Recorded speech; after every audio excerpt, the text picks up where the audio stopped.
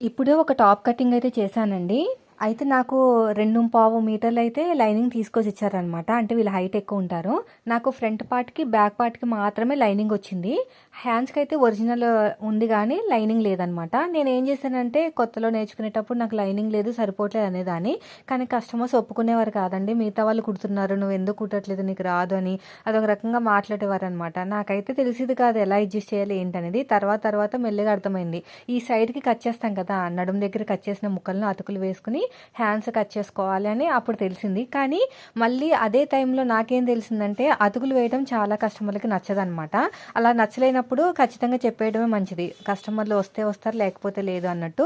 అతుకులైతే పడతాయి హ్యాండ్‌కి అని చెప్పాలి. లైనింగే కదా! కొంతమంది ఏమంటారంటే పర్లేదు అతుకులు వచ్చినా పర్లేదు లోపల ఉండేదే కదా అనుకుంటారు. ఇంకొంతమంది ఏంటంటే ఎలా ఫీల్ అవుతారంటే అతుకులు వేయడం అంటే అదొక నామోషీగా ఫీల్ అవుతారనమాట. అలాంటప్పుడు స్ట్రెయిట్‌గా చెప్పేయాలి క్లాత్ సరిపోదని. మీరు